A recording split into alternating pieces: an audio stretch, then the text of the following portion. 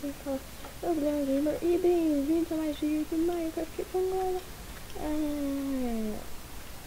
Eu tô aqui, né, jogando o modpack, né, bem legal aqui. Me diga, por que isso tá aqui? Pronto. Vamos, eu vou mostrar esse modpack aqui, né. Mas parece que vai no mais /mod1. Bom, aqui é a minha casa, na verdade eu tô aqui mostrando minha casa, né? Eu vou aqui mostrar um modpack que no caso tem o Better Furnace, o Starcraft, o Steve Pipes, Steve Carts, Buildcraft Fake, Minecraft Comes Alive, Raycraft e Power Suites, galera. Sim, Power Suites. E também deixa eu ver se tem mais algum mod. Não tem mais algum mod. O Starcraft atualizado, vocês podem ver aqui. Não, eu fiz aqui um negócio aqui. E enquanto isso eu vou dar uma andadinha pelo mapa aqui.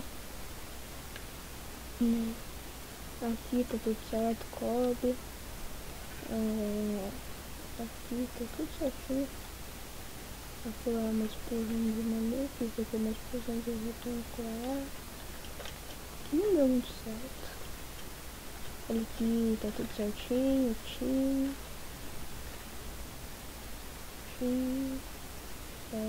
urânio.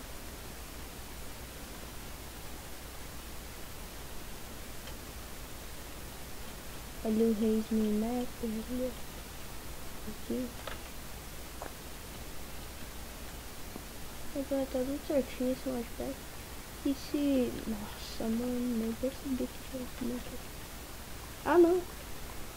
Galera, e se der errado no de vocês, me desculpem, né?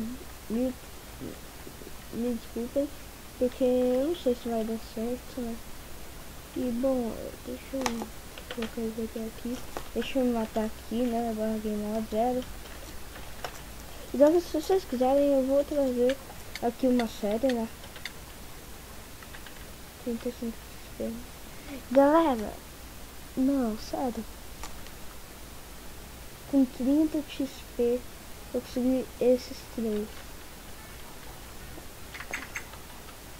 Deixa eu ver se essa âncora mundial tá funcionando. Tá funcionando. Deixa eu ligar aqui o Game Bright.